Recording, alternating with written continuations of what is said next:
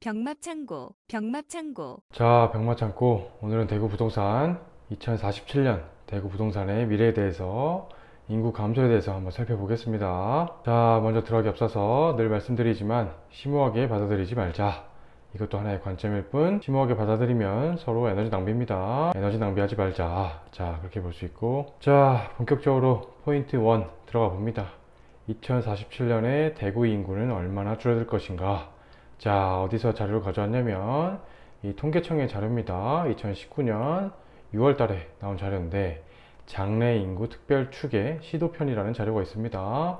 이게 2017년부터 2047년까지의 이 장래 인구 특별 추계 보고서를 기준으로 한다. 자, 그렇게 한번 봐보겠습니다. 자, 2047년 대구의 인구는 얼마나 줄어들 것인가. 모두가 인구가 줄어들 것은 알고 있습니다. 하지만 얼마나 줄어들 것인가 살펴보면은 총 인구 측면에서는 2017년 대비 47년에 경기, 세종, 인천 등 6개 시도의 인구는 증가하고 그 외 11개 시도의 인구는 감소를 한다. 자, 대구는 여기 있는데 2047년에는 마이너스 46만 명이 감소를 하더라. 이렇게 추계가 되더라. 자, 이렇게 볼 수 있고, 오른쪽 밑에 그래프는 2017년에 246만 명에서 2047년에는 200만 명, 중위 추계 값입니다. 200만 명으로 마이너스 46만 명이 감소를 한다. 총인구 측면에서 이렇게 볼 수 있고, 자, 다음으로 포인트 2, 2047년에 대구의 생산 가능 인구는 얼마나 줄어들 것인가. 자, 살펴봅니다. 생산 연령 인구 측면에서는 17년 대비 47년에 감소율이 가장 높은 지역은 부산, 그리고 다음이 대구이다. 가장 낮은 지역은 제주다. 자, 제주는 이번에 보지 않겠습니다. 자, 대구의 그래프를 먼저 보면은 심각하게 알 수 있는데 2017년에는 자, 이렇게 가운데가 뚱뚱한, 자, 먼저 생산 연령 인구라고 하면은 만 15세에서 만 64세까지 해당하는 인구를 뜻합니다. 생산 활동을 할 수 있는 인구를 뜻하는데 2017년에는 이 생산 가능 인구에 해당되는 이 연령대가 많이 분포해 있다. 가운데가 뚱뚱한 인구 분포를 볼 수 있다. 하지만 2047년에는 자, 출산율이 굉장히 떨어져 있는 상태에서 그대로 타고 올라가서 이 고령화 사회를 이룰 것이다. 여기서 핵심은 생산 연령 인구와 감소율이 가장 높은 지역이 부산이고 그 다음이 대구다. 마이너스 43.4%가 감소한다. 자, 이렇게 볼 수 있습니다. 생산 가능 인구 측면에서는 그렇게 볼 수 있고, 자, 포인트 세 번째, 2047년에 대구 초고령 인구는 얼마나 될 것인가.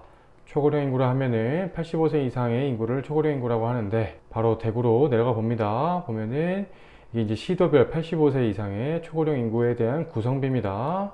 보면은 2017년에는 1% 정도가 초고령 인구로 구성이 되는데 2047년에는 7.9%에 육박을 하더라. 자, 전반적으로 증가하는 추세를 보이긴 합니다만 대구 역시 타 시도 대비해서 적지 않은 초고령의 인구를 구성하게 되더라. 자, 30년 만에 대구 1%의 초고령 인구 구성비에서 약 8%까지 초고령 인구가 구성비가 올라온다. 자, 이렇게 볼 수 있습니다. 굉장히 늙어가고 있습니다, 도시가. 자, 그렇게 볼 수 있고, 포인트 네 번째, 그래서 2047년에 대구의 학령 인구는 얼마나 될 것인가. 대구의 학령 인구가 또 중요한 이유가 대구는 또 수성구 학군 위주의 부동산 시장이 또 형성되어 있기 때문에 학령 인구가 또 중요하다고 볼 수 있습니다. 학령 인구 측면에서는 전국의 학령 인구가 감소를 합니다. 하는데 영남권과 호남권 특히 많이 감소할 전망이다. 여기 대구 바로 내려가 보면은 이건 이제 유소년 인구입니다. 유소년 인구가 2047년에 약 42%가 감소를 하더라. 그리고 이 유소년 인구와 정비례해서 2047년에 학령 인구 자체도 14개 시도, 여기 안에 대구가 포함이 되는데 약 30% 이상이 감소를 하게 되어 있다. 자, 이런 추계 결과값이 나온다. 학군이 중요한 지역에서 학령 인구가 마이너스 30% 이상 감소하게 되더라. 자, 이런 추계값을 볼 수 있습니다. 자, 그래서 2047년에 대구 상황을 한번 정리해 봅니다. 먼저 총인구 측면에서는 마이너스 46만 명 감소, 2017년 대비 30년 만에 마이너스 18.6%가 감소를 한다. 자, 총인구 측면에서 이렇게 볼 수 있고, 생산 가능 인구 측면에서는 마이너스 43.4%가 감소를 하더라. 자, 거의 절반에 가까운 일할 수 있는 사람이 줄어든다고 볼 수 있습니다. 다음으로 초고령 인구 측면에서는 1%의 구성비에서 7.9%까지 구성비가 올라온다. 마지막 학령 인구 측면에서는 30% 이상이 감소를 하더라. 자, 이렇게 볼 수 있습니다. 유소년 인구와 학령 인구가 동시에 감소한다고 볼 수 있습니다. 자, 여기서 핵심은 무엇이냐? 자, 제가 본 핵심은 인구 고령화로 인해서 이 결국에 이제 수요는 부동산 가격을 받쳐줄 사람이 있어야 되는데 이거는 생산 가능 인구다. 하지만 생산 가능 인구가 거의 절반, 반타작이 나기 때문에 이 부동산 수요가 크게 침체될 수 있다. 제가 분석한 포인트는 바로 여기입니다. 자, 그렇게 볼 수 있는데, 자, 그래서 대구의 부동산 시장이 어떤 영향을 미칠 것인가. 이 초고령 사회로 진입하는 것도 알고 있고, 학령 인구가 줄고 있고, 또 생산 가능 인구가 부산 다음으로 반타작이 나는 광역신 걸 알겠는데, 그래서 부동산 가격에 어떻게 영향을 끼칠 것인가. 자, 그래서 레포트 하나 가져왔습니다. 부동산연구원의 부동산 포커스라는 레포트인데, 자, 이렇게 나와 있습니다. 여기서 2017년에 나온 보고서입니다. 보고서 제목이 인구 고령화에 따른 부동산 시장의 대응 방안. 이 보고서를 참고해서 분석을 한번 해보겠습니다. 자, 먼저 부동산 수요는 50대 이후에 점차 하락을 하게 되더라. 블록 쳐져 있는 곳을 보면은 개인의 주택 수요란 여러분들도 많이 느끼시겠지만은 40대에서 50대까지 가장 높고, 그 이후에는 경제력이 떨어지기 때문에, 수입이 떨어지기 때문에 주택 수요 자체가 점차 하락하는 경향을 보인다. 그래서 전체 인구에서 고령 인구의 비중이 높아질수록 총 주택 수요의 크기가 작아진다. 자, 이런 내용을 서론에서 언급하고 들어가고 있습니다. 자, 그래서 지역에 고령 인구가 많아질수록, 그리고 생산 가능 인구가 줄어들수록 이 아파트 가격 상승률이 둔화된다는 그래프를 또 보여주고 있는데, 자, 왼쪽에 첫 번째 그래프가 아파트 가격 상승률과 고령 인구의 비율입니다. 65세 이상 인구의 비율이 0.05%, 0.1%, 점점 늘어갈수록 0.2%까지 올라갈수록 어떻게 된더라? 실질 아파트 가격의 상승률이 우하향하는 그래프를 보인다. 즉 65세 이상의 인구, 고령 인구가 많아질수록 아파트 가격 상승률은 폭이 둔화된다. 자, 이렇게 볼 수 있습니다. 받쳐주는 수요가 없기 때문입니다. 전세 가격과 고령 인구의 비율을 비교해 봤을 때 역시 매매 가격과 유사한 추세를 보이더라.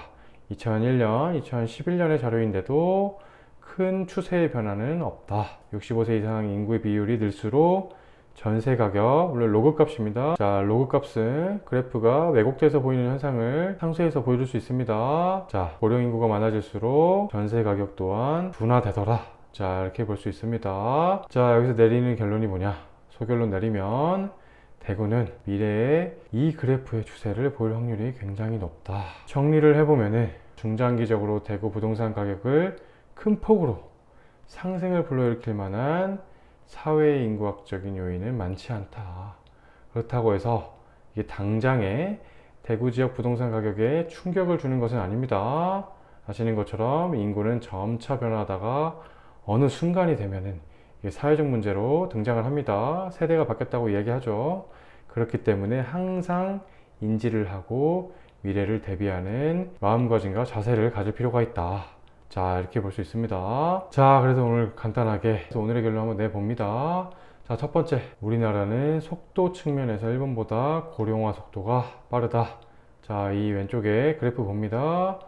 일본의 고령화율이 빨간색, 한국의 고령화율이 파란색인데, 자, 보시는 것처럼 한국의 고령화율이 속도 측면에서는 일본보다 앞서가고 있다. 더 빨리 늙어가고 있다. 속도 측면에서 말씀드리는 겁니다. 그렇게 볼 수 있고, 두 번째, 수요와 공급 중에서 수요에 해당하는 건 생산 가능 인구다. 자, 일본도 생산 가능 인구 추세를 따라가더라. 자, 생산 가능 인구 비중과 일본의 6개 도시, 나고야, 오사카, 도쿄 등등의 6개 도시의 부동산 지가를 그래프화한 건데, 보면은 생산 가능 인구 비율을 거의 유사하게 상관관계가 높은 형태로 부동산 지가가 따라가더라. 그 이유는 뭐다? 생산 가능 인구가 곧 부동산의 수요이기 때문이다. 자, 아무리 공급이 많든 적든 이 수요가 받쳐주지 못하면은 결국에 가격은 무너지게 되어 있습니다. 생산 가능 인구와 부동산 가격에 대한 상관관계를 유의 있게 살펴볼 필요가 있다. 자, 이런 결론 내봅니다.